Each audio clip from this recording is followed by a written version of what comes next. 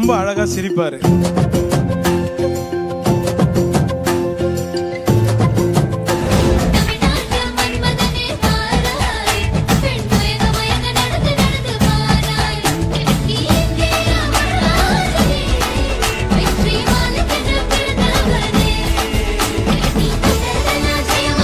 எங்க நல்லது நடந்தாலும் அது நம்ம பசங்க தான் பண்ணியிருப்பாங்க.